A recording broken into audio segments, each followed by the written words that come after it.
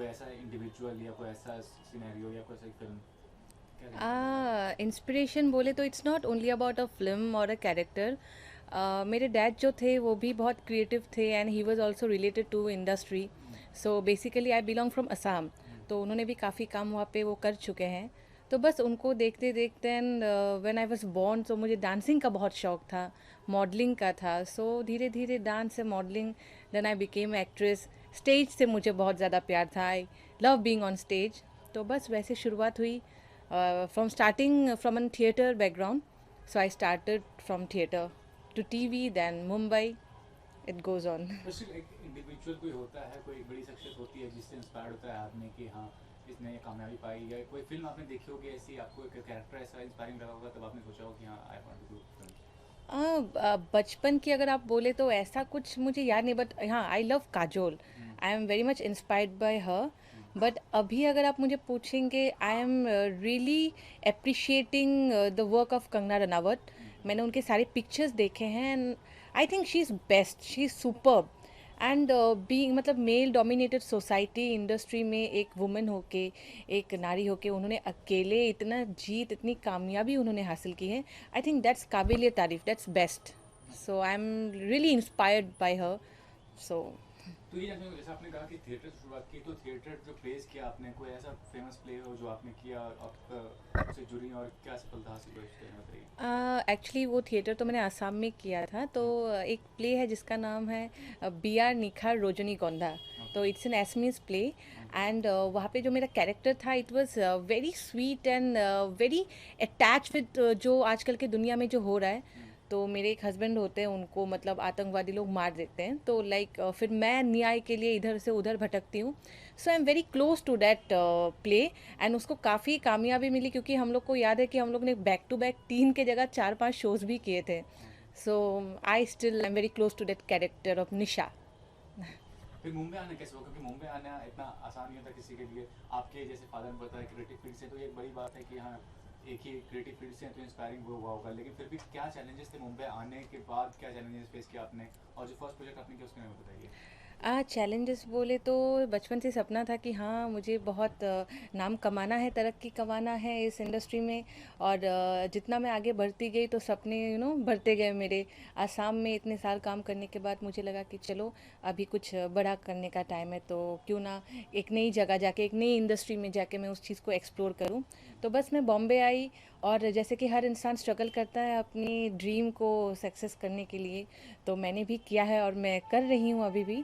तो बहुत आसान नहीं रहा मेरा सफ़र. बहुत कठिनाइयों का सामना किया हमने, बहुत सारी चीज़ें देखी हैं. तो बस life is all about struggle. So I am also still struggling to achieve what I have dreamed for. And मेरा फर्स्ट प्रोजेक्ट था, it was an ad for Punjab Maharashtra bank के लिए, in the production of Rajeshwari Sachdev and Varun Badola. तो वो मैंने add किया था Marathi and Hindi में. So that was my first work okay. and it continues going on. तो वो कितने चैलेंज था, वो ऐड मिलना, उसके बाद क्या मतलब, क्या प्रोजेक्ट्स मिले या क्या आपने चैलेंज फेस किया वो प्रोजेक्ट के मिलने के बाद, क्योंकि प्रोजेक्ट मिलना तो एक मुश्किल होता है, उसके बाद जो काम का सिलसिला होता है वो कंटिन्यू करना भी काफ़ी मुश्किल होता है, उसमें बताइए। जी ज़रूर. मुझे बॉम्बे आए हुए 3 साल हो गए. तो first 1 to 1.5 year was very tough. क्योंकि चीज़ें जानने पहचानने में काफ़ी वक्त लगता है यहाँ पे. तो 1-1.5 साल तो it was full on struggle. फिर किसी तरह मैं कहूँगी कि लकी रही मैं, क्योंकि मुझे जो फर्स्ट प्रोजेक्ट मिला था, जो मेरा ऐड था, लोग कहते कि ऐड मिलना बहुत मुश्किल है. तो मुझे पहला काम ऐड ही मिला. एंड इट वाज कि मुझे ऑडिशन भी नहीं देना पड़ा उस ऐड के लिए. उन्होंने फ़ोटो देखा मेरा and they really liked it. तो उनको लगा कि कैरेक्टर के लिए इट्स फाइन. सो मैं गई, उनसे मेरी मुलाकात हुई and I got approved. So that's how I got my ad. फिर उसके बाद मैंने 2 म्यूज़िक एल्बम किए, दिल जानिया और रंग दे. वो रिलीज़ हो चुकी हैं. फिर मैंने 2 शॉर्ट फिल्म्स किए, फरेब और मलिका. फिर रिसेंटली मैं एक साउथ मूवी करके आई हूँ जिसका ऑडियो लॉन्च हो चुका है. इट्स अ कन्नड़ मूवी और मूवी का नाम है चाणक्य. तो नेक्स्ट अप्रैल में शायद वो मूवी रिलीज़ फ्लोर पे जाएगी. और अभी फ़िलहाल मैं बिज़ी हूँ कुछ म्यूज़िक एल्बम्स को लेके, जो शूट होने वाली है अप्रैल में. I am going to Goa to shoot for it. और एक आध वेब सीरीज़ है. और मैंने सीरियल्स भी किए हैं. मैंने जी टी वी के लिए सीरियल्स किया है, मैंने दंगल के लिए क्राइम अलर्ट किया है. तो काफ़ी ऐसे प्रोजेक्ट मैं कर चुकी हूँ और 2019 is full of surprises for my fans and friends, so let's see. तो कोई ऑब्जेक्शन था इनिशियली जब आप मुंबई आए एक्टिंग करियर को लेकर?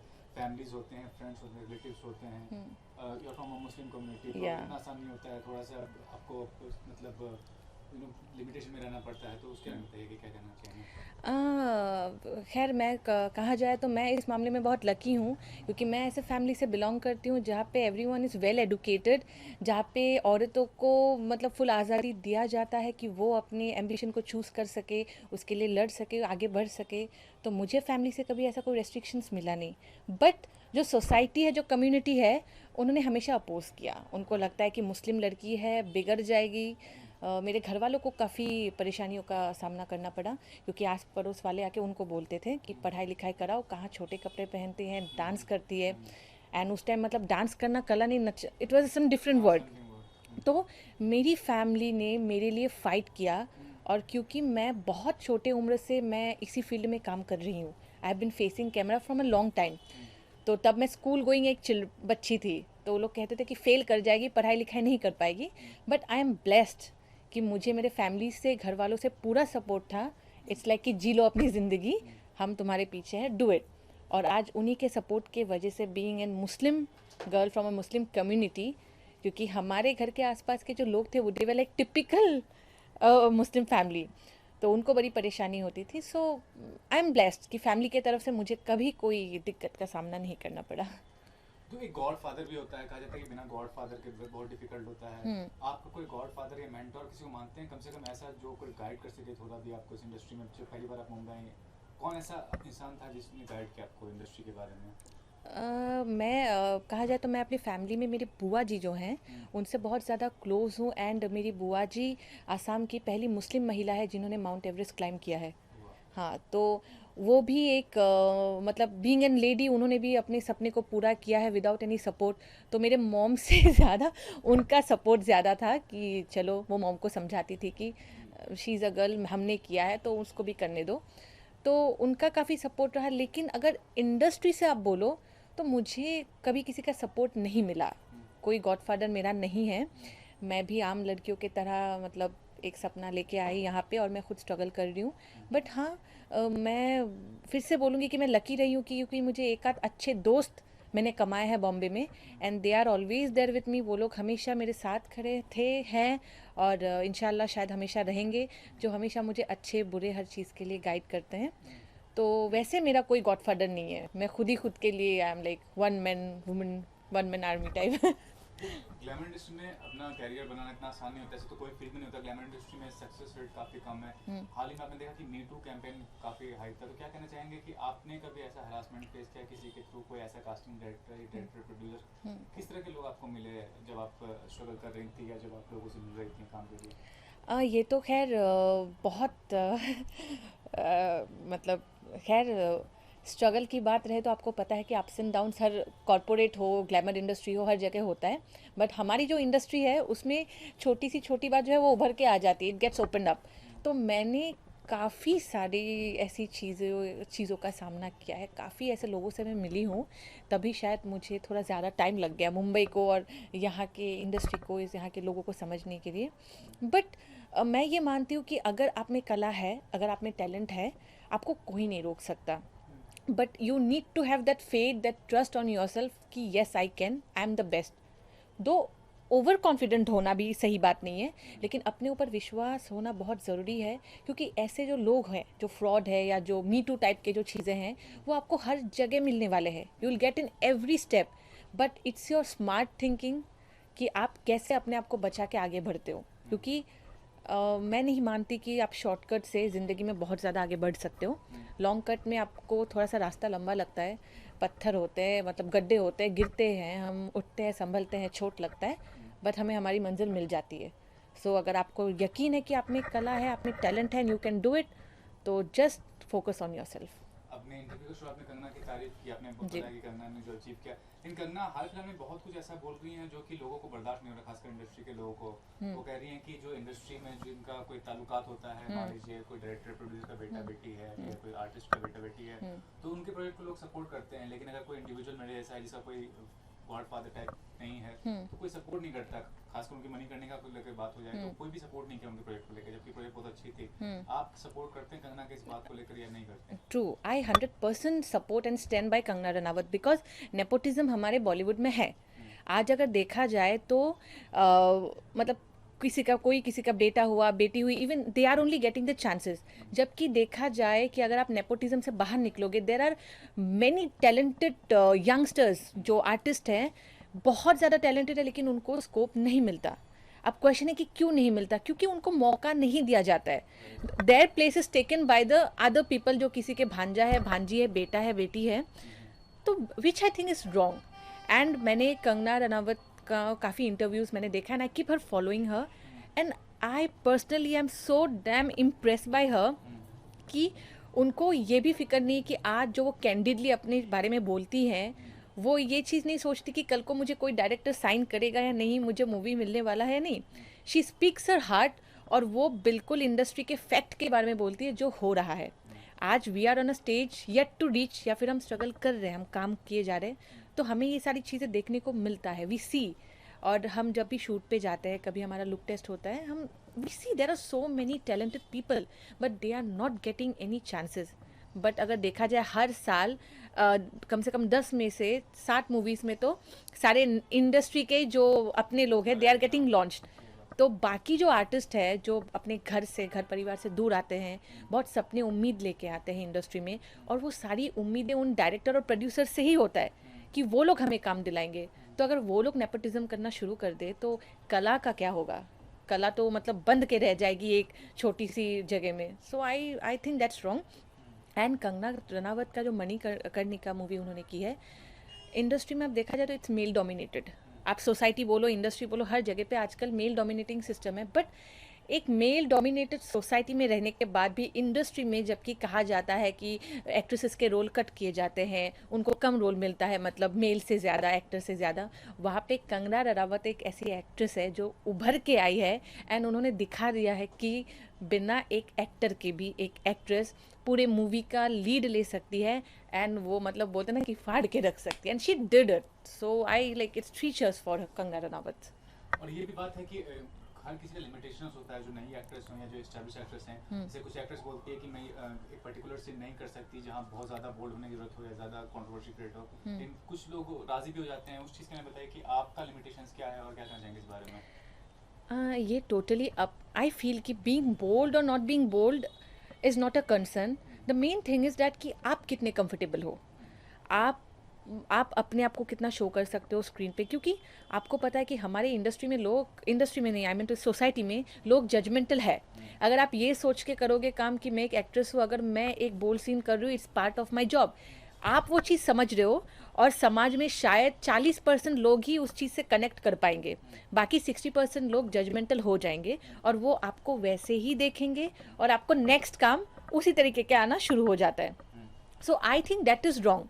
आपको ये समझना चाहिए कि वो एक स्क्रिप्ट का डिमांड है, वो एक्ट्रेस वो एक कैरेक्टर प्ले कर रही है, उसको मौका मिलना चाहिए कि आप उसको अलग अलग कैरेक्टर्स के लिए अप्रोच करो। अगर वो एक मूवी में बोल्ड सीन कर रही है, दैट डजंट मीन कि आप पूरे बोल्ड मूवीज़ के भंडार लेके उनके पास आ जाओगे। सो आई थिंक, और मेरा limitation, I have a limitation, मैं एक हद तक ही बोल्ड सीन्स कर सकती हूँ, डिपेंडिंग कि मैं किस डायरेक्टर के अंडर काम कर रही हूँ, वो मूवी किस बैनर की, और मैं जिसके साथ बोल्ड सीन कर रही हूँ वो एक्टर कितने कामयाब है। ऐसे किसी के साथ नहीं कर पाऊँगी, तो मेरे खुद के लिमिटेशन है, और मैं किसी को गलत या सही नहीं बोलूँगी। सबका अपना तरीका है इंडस्ट्री में नाम शोहरत कमाने का, तो मैं अपने आप को एज एन वर्सेटाइल एक्ट्रेस प्रतिष्ठित करना चाहती हूँ, जिसके लिए मैं थोड़ा सा बोल्डनेस को कम महत्व देती हूँ। सो और ये भी जानना चाहूँगा कि हाल ही में ये भी हुआ था कि एक कोबरा पोस्ट जो स्टिंग ऑपरेशन हुआ था, उसमें था कि कोई भी जो आर्टिस्ट है चंद पैसों के लिए ही किसी भी सोशल कैंपेन या पॉलिटिकल कैंपेन को प्रमोट करने के तैयार होता है। ऐसे भी कई आर्टिस्ट हैं जिनको ये चीज़ नागवार गुजरा। क्या कहना चाहेंगे कि कितनी गलत बात है या कितना सही है ये? क्योंकि सेलिब्रिटी स्टेटस का एक लिमिटेशन में ही फायदा उठाना चाहिए, एक जो पावर फैक्टर होता है उसमें बताइए कि क्या कहना चाहेंगे? आई थिंक कि जब आप सोशली किसी चीज़ से जुड़ते हो, तो उसमें दिखावा जो चीज़ होता है ना, जो शो ऑफ होता है, आप सेलिब्रिटी बनो बट वो स्क्रीन के लिए बनो। Of camera you should be a normal person. आप अपने बिहेवियरल चेंजेस, आप आज मैं एक एक्ट्रेस हूँ बोल के मैं हर टाइम एक्टिंग नहीं कर सकती। मुझे कभी नॉर्मल ज़िंदगी में भी एक नॉर्मल इंसान बन के जीना पड़ता है।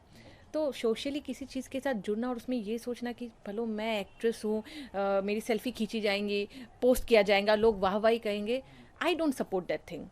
आपको करना है कोई भी चीज़, किसी एनजीओ के साथ जुड़ना है, कोई सोशल एक्टिविटी करनी है, आप वो दिल से करिए। वो 10 लोगों को दिखाने के लिए, सोशल मीडिया में फॉलोअर्स बढ़ाने के लिए, I don't think so that is correct. So I want, if you want to relate with some NGOs और do social activity, do from your heart, not from your mind. So और आज international women's day, क्या कहना चाहेंगे, क्या inspiring आपको नज़र आता है? आपको अगर कोई ऐसा इन्फ्लुएंसिव है सेलिब्रिटी वुमेन्स में किसी भी फील्ड में, तो क्यों है और क्या कहना चाहेंगे उसके बारे में?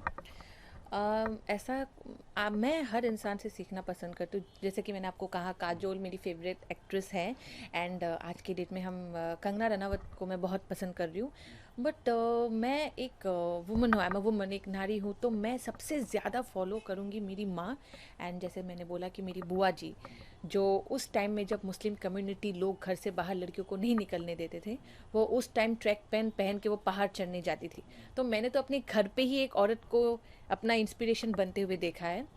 एंड मैं बहुत खुशनसीब मानती हूँ कि मुझे खुदा ने एक औरत बना के इस दुनिया में पैदा किया है, क्योंकि एक औरत देवी का स्वरूप होती है, एक शक्ति होती है। औरत क्या नहीं कर सकती, बट साथ ही साथ इतनी खूबसूरत चीज़ जो औरत भगवान ने बनाया है, दुख तब होता है जब उसी खूबसूरत चीज़ को लोग मतलब नज़रअंदाज करना, जजमेंटल करना, उनको नोचना, मतलब क्या क्या सारी चीज़ें हो रही हैं आजकल औरतों के साथ।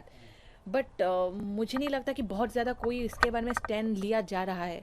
आप रेप केसेस देखिए, कहीं गांव में जला रहे हैं, कहीं डाउरी के प्रॉब्लम है, हज़ारों प्रॉब्लम है। तो हम लोग क्या कर रहे हैं कि दुनिया की जो सबसे अनमोल और सबसे खूबसूरत क्रिएशन है, भगवान ने क्रिएट किया है, हम उसी चीज़ की खूबसूरती को पहचान नहीं पा रहे। तो आई रियली विश कि एक औरत की चीज़ें समझना इतनी इजी नहीं है। आप एक दिन जी के देखिए एक औरत की ज़िंदगी, वो किसी की बेटी, किसी की माँ, भाभी, चाची, मामी, हज़ारों कैरेक्टर वो डे टू डे लाइफ में प्ले करती है। और आज, पहले तो वो सारी चीज़ें नहीं थी, लेकिन आज औरतें काम भी करती है, अपने हस्बैंड को सपोर्ट भी करती है फाइनेंशियली। तो इतनी सारी चीज़ें एक इंसान का टाइम टू टाइम फॉलो करना परफेक्टली इजी नहीं है। तो मैं यही चाहूँगी, सबसे यही रिक्वेस्ट है कि प्लीज़ औरतों की सीमाओं को मत बांधिए। उनको अपनी वो अगर आपकी माँ है, आपकी बीवी है, ये कुछ पल के लिए ही है। उससे पहले वो एक औरत है, उनकी खुद की अपनी ज़िंदगी है, उनके पंखों को मत काटिए। उनको भी अपनी ज़िंदगी जीने का अधिकार है। वो अपनी पत्नी धर्म निभा रहे हैं, माता का धर्म निभा रहे हैं, बहू का धर्म निभा रहे हैं, लेकिन उसके बाद भी उनका भी अपने आप के प्रति भी एक धर्म है। वो है कि मैं वो करूं जो मुझे पसंद है, जो मुझे खुशी दे। सबको बांटने के बाद तो उनको हक बनता है ना कि कुछ टाइम वो अपने लिए भी सोचे। तो उन सीमाओं को मत मतलब दबाइए, उनके पंखों को मत काटिए। वो औरत जो है भगवान का, खुदा का सबसे खूबसूरत क्रिएशन है, उसको संभाल के खूबसूरती से रखें, उनकी इज्जत करें, किसी के ऊपर उंगली ना उठाए, जजमेंटल ना हो, और जितना हो सके इज्जत से औरतों को देखिए। बस यही मेरी रिक्वेस्ट है आज वुमेंस डे पे। और लास्टली जानना चाहूँगा, क्या प्लानिंग है फ्यूचर के लिए? कोई प्रोजेक्ट आप कर रही हैं फिलहाल, उसके बाद क्या प्लानिंग कर रही हैं? जी, प्रोजेक्ट्स इस साल काफ़ी उम्मीदें हैं 2019 से मेरे। अभी एक आध 2 महीने में जैसे कि मूवी रिलीज़ हो जाएगी, और आप लोग वो म्यूज़िक एल्बम भी मेरा देख पाएंगे। और उसके बाद मेरी 2 वेब सीरीज़ के लिए बात चल रही है। तो अगर ये दोनों हो जाए इट्स गुड। और बाकी कुछ है गुड न्यूज़ जो बहुत जल्दी मैं अपने फैंस के लिए लेके आऊँगी इस साल। बस आप सबकी दुआएं चाहिए, आशीर्वाद चाहिए, और इसी तरह आप लोग हमेशा सपोर्ट करते रहिए, प्यार देते रहिए। और मैं वादा करती हूँ कि हर बार आप लोगों के लिए अच्छा ही करता जाऊँगी, और आप लोग नगमा को अच्छे अच्छे कैरेक्टर में देख पाएंगे, अच्छी अच्छी मूवीज़ देख पाएंगे, और आपको एंटरटेन करती जाऊँगी।